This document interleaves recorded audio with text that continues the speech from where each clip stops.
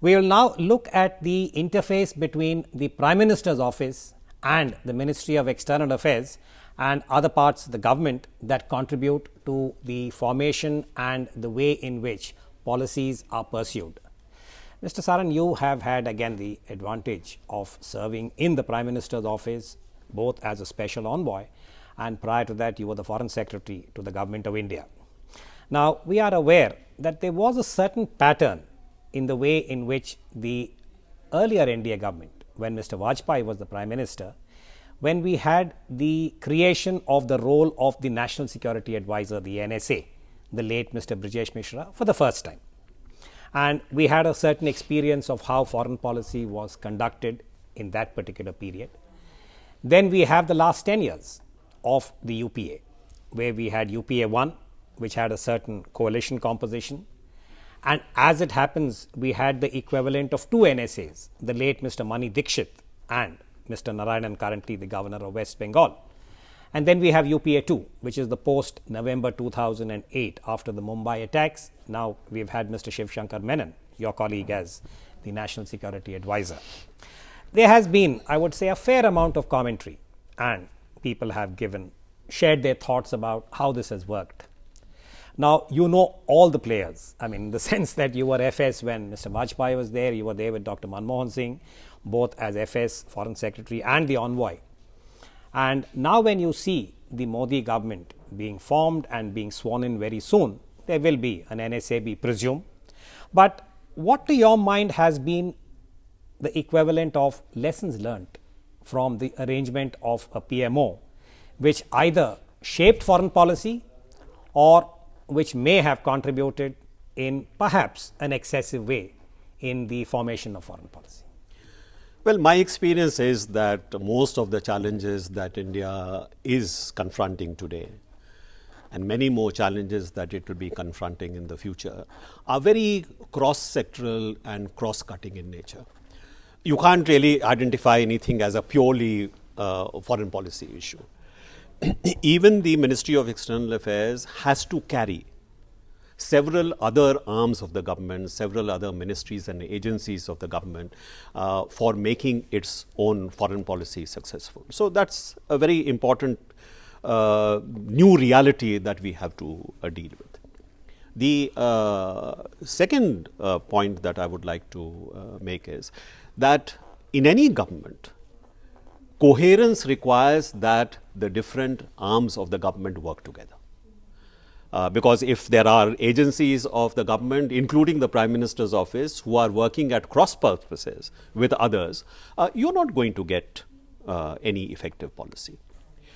Where has the Prime Minister's office been actually helpful, been also effective in terms of foreign relations, is when it has played the role of actually knocking heads together of different ministries, where the Ministry of External Affairs itself might not be able to do that.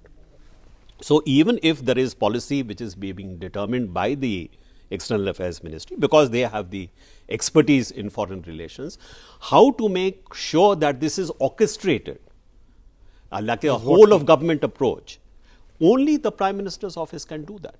Only the Prime Minister's office has the authority to actually knock heads together and make certain that after whatever debate has taken place, whatever discussion has taken place, there is a consensus policy which must be implemented, and it is the authority of the Prime Minister's office which also decides that it will be implemented. But here again, if I could recall the experience of the last decade. Now, I will confine my own observation to the security foreign policy interface because I'm a little more familiar with that. Now, we are aware that definitely over the last 5 years, many of the initiatives that India wanted to pursue, particularly in relation to defense, military, and the broader spectrum of security, which would be in the realm or the mandate of the Ministry of Defense.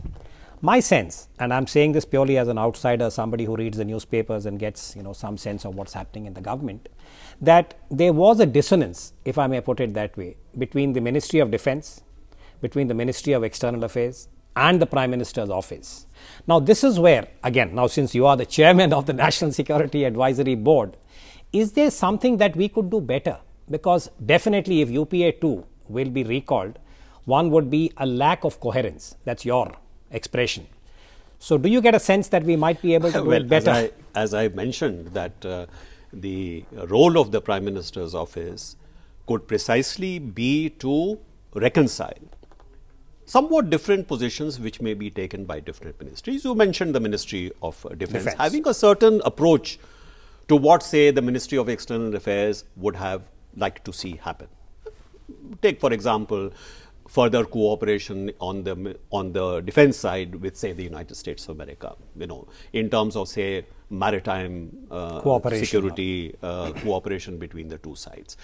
Now, this is where, instead of being only a player in this debate, it is the job of the Prime Minister's office to reconcile those positions, make a decision as to what, in the view of the Prime Minister of the day, in the view of the Prime Minister's office, what is the right step to take. I think where we failed was that particular role of the PMO was not actually fully exploited.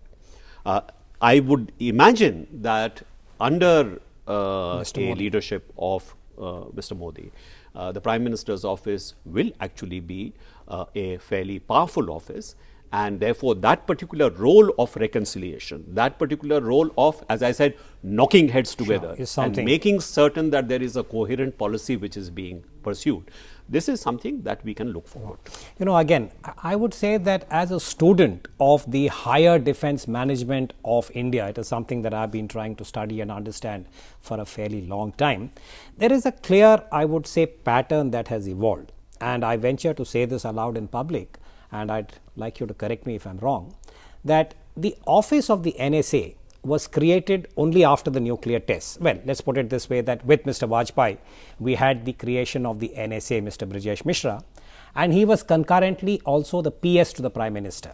So I think in the parliamentary form that we have, there was a very distinctive kind of relationship between Mr. Vajpayee and Mr. Mishra, who was wearing two hats. And again, I'm saying this based on the recall of those who were privy to some major decisions, that this was a very, very, I would say, confident relationship between the Prime Minister, his NSA, who in turn, as you said, was able to bring various heads. Whether he knocked them or not is a different point, but you could see a certain, I would say, clarity and a sense of purpose that the PMO brought, and this was not evident in UPA 1, and if I may say so, UPA 2, and this may have to do with the fact that, as we are now more familiar, that there was a division of the political authority and what you might call as the executive office of the Prime Minister and the office. You know more about that, and I will not, again, as I said, embarrass you to share detail that you may not want to, but the degree to which this will have an impact on neighborhood policy, because that is where the center-state relation is something which comes up, in terms of the visibility of the differences between, say, a West Bengal and a Delhi, or a Tamil Nadu and a Delhi. But perhaps in the next phase of the discussion, you could share your thoughts about India and its neighborhood policy, and what is it that we can expect from the new government. Ambassador Saran, we are talking about the neighborhood. Now, this is a region or an area that you know very well. I remember when you were FS, you had done, a survey, and you shared it with the public domain about the challenges for India in terms of the neighborhood policy. So it's almost 10 years. What can we expect?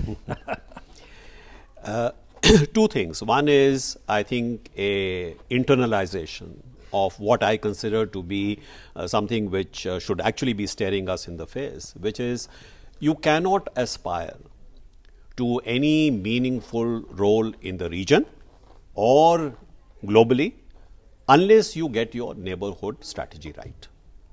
That is, if you are constantly, held back because of crises which are taking place in your neighborhood, because of preoccupations with your neighborhood, how can you aspire to play that kind of a role? So this is something fundamental. I think successive governments have actually been engaged with the neighborhood what I call episodically. When the crises occur, they get engaged. When the crisis is over, then they lose it goes off the radar. Yes. So I think it is extremely important that we should have a neighborhood strategy which is based on constant, intense engagement with the neighborhood, because that is where your bread and butter is. That is really the nuts and bolts of your foreign or security policy. The second thing is, as you mentioned, that the states, the bordering states, play a very important role. Now, there has been some sense that over the recent years, states have become much more powerful, they have become much more autonomous, and therefore they are somehow hampering the pursuit of India's foreign relations, particularly with respect to neighboring states. I'm not quite sure that that is the case, because even in the past we have seen somebody like Jawaharlal Nehru was constantly in touch with the chief ministers of states. And the famous letters he would read writing. Exactly. So I think it is the nature of Indian democracy, its federal character, that you should try and take the states with you, who are stakeholders in your relationship with neighboring countries together with you. And I think, again, we have an opportunity to be able to do that. Naturally, we have to be able to convince the state governments involved that there is a certain benefit also to them if we have more secure borders, if we have greater economic interaction with our neighbors, connectivity with our neighbors. This is something which I cannot see how a state government can say this is not something that is worth their while. So, to put it briefly, I think whatever can be done in order to place our neighborhood policy right at the top of our list of priorities, the better it would be in terms of the future. Ambassador Saran, thank you very much for sharing your thoughts on a wide range of foreign and security policy issues with wide angle. Many challenges abound for the new government, and the Modi campaign had aroused huge expectations among the people of India. The cabinet formation process is currently underway, and very soon a new team will be in place. We can only wish them well in the protection and furtherance of India's abiding national interests. Thank you for watching. We'll be back on Friday at the same time. Till then, goodbye.